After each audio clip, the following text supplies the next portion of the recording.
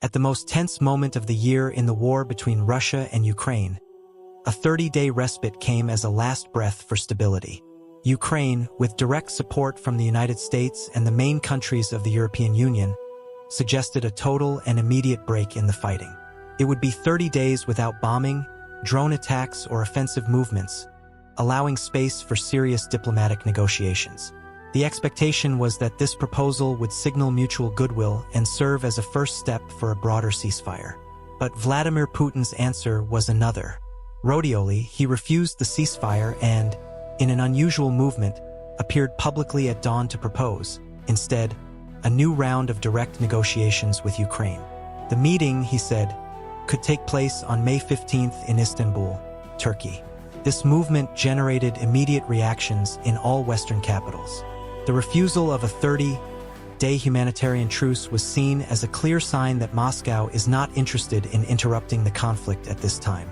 On the contrary, even speaking of dialogue, the Russian attacks continued normally. Less than an hour after Putin's speech, drones released by Moscow reached Kyiv and other Ukrainian cities. For many analysts, the message was evident. Russian diplomacy follows the pattern of negotiating with one hand and bombarding with the other. What makes this new proposal even more intriguing is the moment when it was made. Putin's speech took place shortly after the Victory Day parades in Moscow, an event traditionally used by Kremlin to reinforce his image of power and highlight his alliance with figures such as Xi Jinping, who was present at the celebrations. Putin took advantage of the stage of the celebration to reaffirm that he wants to discuss the root causes, according to his words, and seek new agreements. However, he made it clear that he will not accept any previous condition, which includes an immediate ceasefire before conversations began. This, according to Russian President himself, would only benefit one side, referring to Ukraine. On the other hand, Kyiv responded directly. He is willing to accept the truce immediately, without any additional requirement, provided that there is rigorous international inspection to ensure its effectiveness. Ukraine has also shown skepticism about Putin's proposal, claiming that it can be just a maneuver to reduce economic pressure and gain time on the battlefield. The West shares of this same concern. Authorities in Washington, Berlin, London, and Paris warned that if the truce is not accepted, there will be a hardening of sanctions against the strategic sectors of the Russian economy, especially with regard to the energy industry, the financial system, and the military technologies. In addition, it has been confirmed that new military aid packages to Ukraine will be sent accelerated. This movement demonstrates a clear change in the role of Europe, which began to act more autonomy at the lowest international participation of the United States under Donald Trump. European leadership is more present and more aggressive in defending Kyiv's interests, to the point that some countries already discuss their own surveillance missions in the conflict zone, without depending exclusively on NATO. In parallel, Putin's unusual movement, appearing at dawn, raised even more suspicions. It is not the profile of the Russian president to make public statements at times like this, which reinforces the impression that there was haste and strategy in the announcement. Many experts believe that this haste has nothing to do with a sudden will for peace, but with the real fear of the new sanctions that were already being articulated. According to diplomatic sources, Putin may be trying to divert the focus, seem open to dialogue, and, at the same time, to avoid the immediate economic impact that a new package of sanctions would bring to Russia. Despite the discourse, the reality of the facts is imposed. Bombings have not stopped, troops continue to advance in strategic points of the East Ukrainian, and there is no concrete gesture that sign a real willingness to cease hostilities. Still, Istanbul's proposal is at the table, and Ukraine says she is ready to sit and talk, provided she is with international guarantees and constant surveillance. However, the question that hangs over all the backstage diplomatic at this time is whether this negotiation proposal represents a true chance of peace, or just a calculated move to confuse the West and avoid new punishments. The proposal of negotiations in Istanbul, despite rejecting the immediate ceasefire, has created a new focus of international tension. Experts point out that the place chosen by Putin was not by chance. Turkey has kept an ambiguous position throughout the war. While providing drones and military support to Ukraine, it also avoids sanctions against Moscow and keeps channels open with Kremlin. In suggesting Istanbul as the seat of conversations, Putin nods to a potentially neutral mediator, but still offers him a maneuver. The proposed date, May 15th, comes as a pressure point. Until then, a lot can happen behind the scenes, on the battlefields and the stock bags. Ukraine has already signaled that it is willing to attend, but requires guarantees that conversations are not used as distraction while civilians continue to die under air attacks. Zelensky's government conditions its participation in intense international surveillance, with the presence of UN representatives in countries such as France, Germany, and Canada in the negotiations. Behind the scenes, the climate is cautious. There is a growing distrust that Moscow is trying to use negotiations as a kind of tactical shield. By opinion open to dialogue, Putin can avoid new sanctions for a few days, calm the financial market, and maintain its internal narrative that Russia is being proposing and not aggressor. However, at the same time, the attacks remain without respite. In the last 48 hours, Russian missiles have reached residential areas in Odessa, Kharkiv, and Dnipro again, leaving dozens of injuries. The civilian population continues to pay the highest price as leaders vie for influence behind the scenes. Putin has not announced any interruption in combat before negotiations reinforces the thesis that his proposal may have a more political than really peacemaker interest. In Moscow, Kremlin's propaganda has already begun to present the initiative as a demonstration of leadership and commitment to peace, even in the face of the continuity of the bombing. The impact of the proposal was also felt in the internal political scenario of several countries.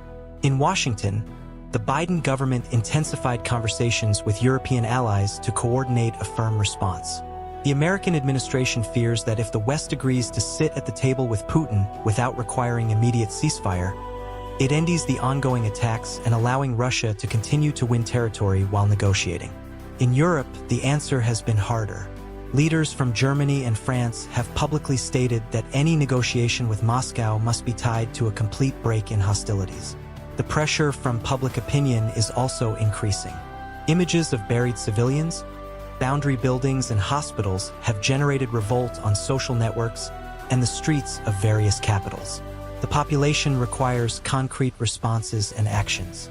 Many see the Russian proposal as an attempt at a typical hybrid war maneuver, offering dialogue to confuse while advanced territorially under the curtain of diplomatic discourse. At the same time, there is a quieter movement, but not least. UN diplomats, the Vatican, and unlinked countries are trying to find ways to turn this proposal into something more solid. There is increasing pressure for the negotiation of the 15th, not just a symbolic meeting. Humanitarian groups want the meeting to result in at least a safe and guaranteed humanitarian corridor to remove civilians in the most affected regions. Organizations such as Red Cross and Doctors Without Borders have reported increasing difficulty in operating in conflict zones, with attacks on deliberate aid and blockages. Without a ceasefire, these organizations say they are operating at the limit of safety and capacity. Given this, the discussion about involving neutral peace forces, or even creating a temporary demilitarized zone supervised by international observers. These alternatives, however, bump into the resistance of Moscow, who sees any foreign presence as a threat to his sovereignty and freedom of military action. With this scenario, the doubt that is imposed is whether there will be real space for a solution. With each passing day, the number of dead increases, the displaced people accumulate, and the global war intensifies. The 30-day respite rejected by Putin could have been a temporary breath. But now, with marked negotiations and active combat, the tension has climbed to a new level. Everything indicates that the next few days will be crucial. If Kremlin continues to use peace speech as a shield for military actions, the international response is likely to be even more aggressive. Europe has already indicated that it could completely cut the importation of Russian gas, something hitherto considered unfeasible. And the United States study free of additional assets of oligarchs near Putin, as well as expanding the sending of precision weapons to Ukraine. The diplomatic account is open and grows with each missile fired. Last week, the global scenario began to reflect a state of total uncertainty about the immediate future of the war. Threats of sanctions have increased, and negotiation proposals remain a complex political game. Even with Putin's refusal to 30-day truce, the world's eyes are focused on negotiations that should happen in Istanbul. It is expected that, in addition to territorial and military issues, The agenda also includes energy issues and border security. Kremlin knows that pressure on Russia, especially in the energy sector, can be its greatest vulnerability. Meanwhile, Ukraine continues to fight for its survival, supported by the Western nations. The situation in Kyiv, Lviv, and other Ukrainian cities is increasingly desperate, with refugees crossing a record borders. The impact of sanctions also begins to be more deeply felt in the Russian economy, which faces severe recession and increasing inflation. Ruble has fallen to historical levels, and the scarcity of essential goods is becoming a reality for the population. For many Russians, Putin's promises of quick victories seem to be becoming an endless nightmare. The crucial point of the question is the lack of mutual confidence between the parties. Putin's proposal, rejecting an immediate truce, seems to be an attempt to gain time. But does Western countries, which have increasingly come together against Russian actions, accept this handling game? The response of European leaders has been incisive. The European Union has already made it clear that it will not accept another cycle of conversations that only benefit Russia, while the Ukrainian people are still the target of endless aggression. The lack of concrete results in the last negotiations is a growing dissatisfaction point. On the other hand, internal pressure in Russia is also increasing. The war has already led to significant losses in terms of Russian soldiers and military equipment. The high cost and the difficulty of maintaining an army on the field for so long without a clear end to the conflict begins to wear out the morale of troops. Reports of dissatisfaction and internal protests increase as the Russian population is more affected by the economic consequences and the growing scarcity of resources. Although Putin continues to make speeches of firmness, he cannot ignore the growing pressure of his own base, which begins to question the longevity and costs of an endless war. The concern of analysts and diplomats is that Putin is playing a much more risky game. Although Russia has kept an aggressive stance, it also knows that any uncontrolled climb could result in a broader conflict involving more countries and more allies in Ukraine, such as the United States and NATO. The danger of a large-scale war is still present, and the possibility of direct confrontation between Russian and Western forces is a constant threat. The war has already affected global stability, changing alliances and creating new geopolitical blocs, and any strategic error can result in unpredictable consequences. The reaction of the United States and Europe, for now, has been coordinated and firm. If Kremlin continues to refuse the truce and seek a solution without international mediation and the interruption of hostilities, the consequences can be more serious than anyone imagines. Military aid to Ukraine must continue to be reinforced, and new sanctions can be imposed, further affecting the strategic sectors of Russia. In a scenario where diplomacy fails, international support for Ukraine will become even more robust. In parallel, the role of international organizations such as the UN becomes increasingly crucial. If the negotiation proposal fails, they will have to intensify efforts to ensure as little humanity as possible amid chaos. But what is clear is that Russia is not willing to retreat without greater strategic concession. And Ukraine, while seeking to survive, continues to demand the total victory and restoration of its territorial sovereignty. In the coming days, all eyes will be focused on the meeting proposed in Istanbul, and the unfolding of negotiations can finally determine the course of the conflict. What is at stake is not only the future of Ukraine or Russia, but the global balance of power and the future of the international order. Will Putin be able to play enough to avoid further sanctions and maintain his position? Or will the West finally come together to press him until he gives in? The tension continues to increase, and the destination of thousands of lives depends on the decisions that will be made in the coming weeks. Including our anti-Hitler coalition allies,